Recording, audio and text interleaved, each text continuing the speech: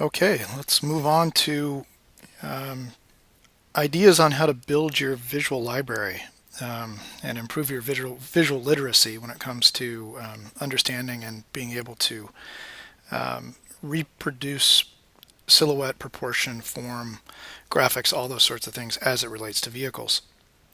So when I refer to your visual library, it's before you can sit down and start to create interesting vehicles of your own design, so much of what needs to happen in a vehicle is based on reality and function. And so there's a lot that's been created, of course, and so you can learn from that. And you can't just go out and take pictures. Here's a picture example from the Smithsonian Air and Space Museum in DC.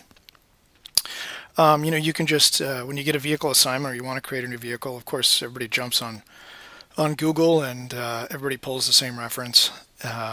But if you really want it to stick, I think it's important to get out there and start to build your own visual library.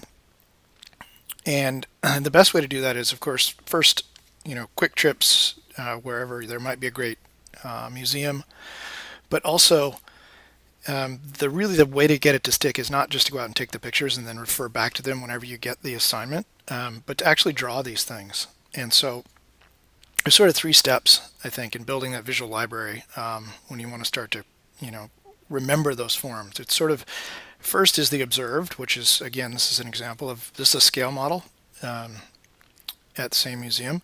Here's a cutaway of a turbine engine or turboprop engine. And when you get to go to a great museum, there are these fabulous cutaways, of course. I'm getting off track a bit. So back to the three different ways. So usually I start with the observed. Again, if you're not in a major metropolitan area with a great museum or don't have the time or funds to go travel to events, then searching Google and Flickr.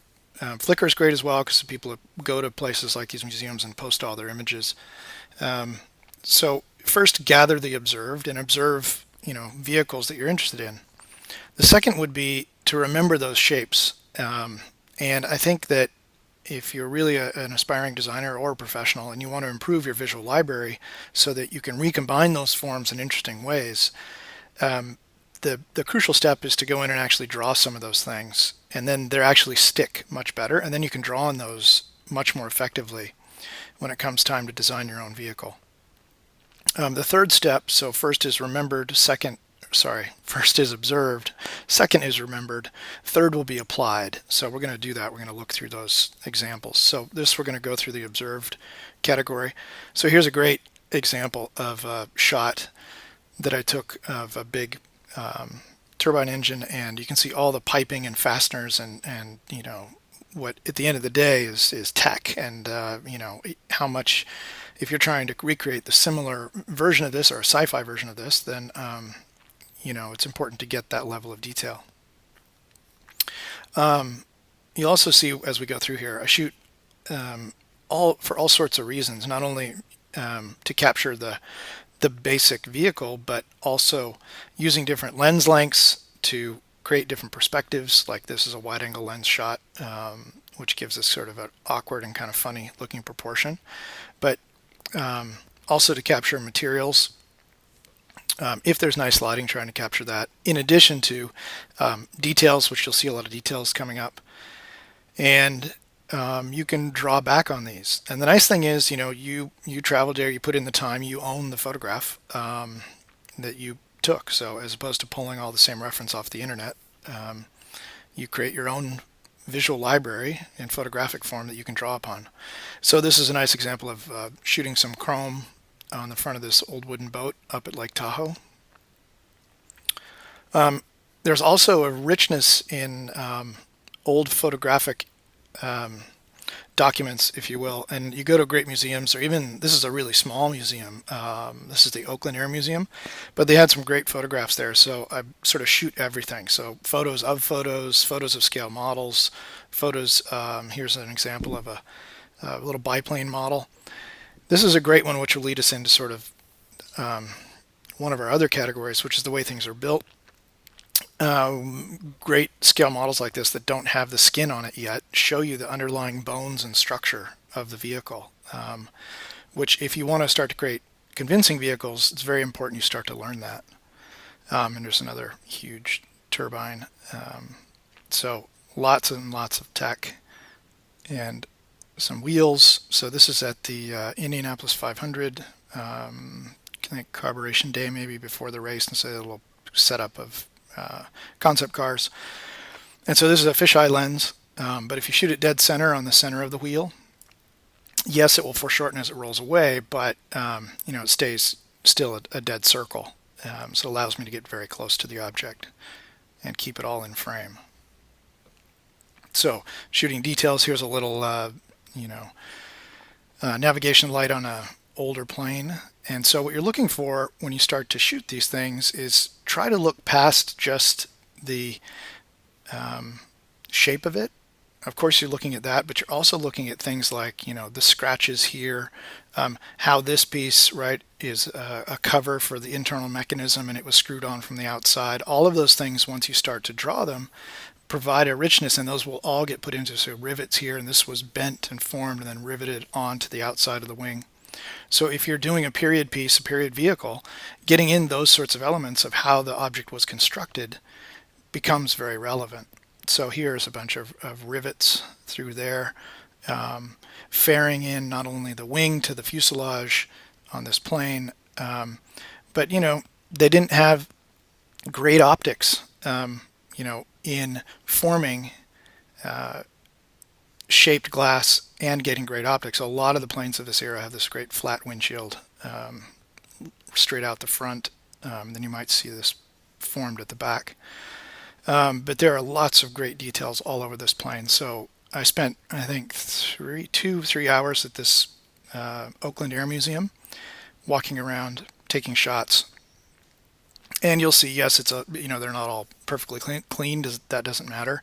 But you're after, in a 2-hour trip, there's a richness back out of these, I think, 400 photographs I took walking around that air museum that I could then reference back and start to draw details and understand those things. And again, with really the sole purpose of building a library that I could draw upon when I'm asked to create, say, an airplane, or in this case, say, a race car, right? And then getting familiar with the proportions. And this is, again, back to the Indy 500, and this is a great viewing spot where they go under the grandstands out to the pit lane. So it gives you a nice opportunity to see a car and understand the proportions from a different perspective. This is another nice example. Anytime you can find cutaways that will not only increase your visual library and literacy of the parts you're trying to recreate, but a deeper understanding of the way things work. So this would be really one that I would put into helping me to build an understanding of how the rim attaches to an axle, right? And then how the brake attaches to that assembly, and then the brake caliper is attached to the suspension assembly, how everything still has to move up and down with this when the suspension travels. And when that happens, what happens here? It pushes on this push rod, right, which goes around this little arm here and presses on the spring. So, these are great opportunities. So, if you really are serious about making believable vehicles, get to know them. Get to know the anatomy. Same if you're going to sculpt a creature, know the anatomy. It frees you up, I believe, to do much more interesting work. Racing is a really one of my passions, and very interested in race vehicles. And so going to events like this is important. And there's a richness and a level of detail that if you just walk through and you observe it and you look at it, maybe if you do drawings at the track, etc., you have a tendency to miss. And so the photographic record is a good one, and then to refer back to it. So, for instance, of course, there's the race logo up there. There's the name of the race, the name of the maker, right? And we're going to talk about all this stuff in the next chapter. But then there's something that personalizes it, and it's things like this. It's where the text has been written by one of the pit crew and the race engineers. Also, little mechanical things, right? You have to be able to put in the air somewhere into the tires, so you have to have a stem that pokes out and takes a notch out of that rim. So those are really fun things to refer back to. They have a great automotive museum there with a lot of the past winners, and so really great to see the progression of tire sections change over the over time as the sophistication of the vehicles increased. Again, taking a shot off of a jet and how this thing was made, and then the fact that there are little panels with little fasteners all around them and little cutouts, and also informational graphics. Again, kind of working like a cutaway, and it's this old jet, and you can see all the internal structure. Again, more reference to, building form, putting stuff into my brain. This is the Beverly Hills Father's Day Auto Show. I think it was just from this year. And again, ridiculous, fun proportions, much more of a toy than a real car. Definitely, concept car of the era. But when shooting the shot, and I'm not showing the entire walk around here, but there's probably, a dozen shots trying to record and fully understand the forms and the proportions of that vehicle. Again, more vehicles. And what's great about an auto show, again, here's a period piece, and look right over there. There's, a concept car. So again, I just pulled these photos as examples to show that it's important to get out. It's important to start to record these things, and then it's important to start to draw them. So you have a better shot of them coming sort of back out of your arm when you're designing, because I find it's much, much easier to remember when you actually study these things and try to draw the details. It also really helps you with painting, is if you're trying to reference how to indicate all the complexity of the reflections and what happens on the inside of a modern headlight, for instance, then, really doing a study of this and seeing how many little reflective highlights there are there. The striping that runs around here, this sort of faux carbon fiber look around that. Same goes for wheels. So vehicles are incredibly complex, but if you break it down, wheels are a great example of sort of a product unto themselves, that there's a lot to learn there. How they fasten to the hub, right? There's a manufacturer's logo. There's the air valve, and then there's the finish itself. Then, of course, there's the tire. Air intakes, right? You can start to build libraries and folders of all of these sort of things. You could build a library of side markers or a library of, manufacturers' logos, taillights,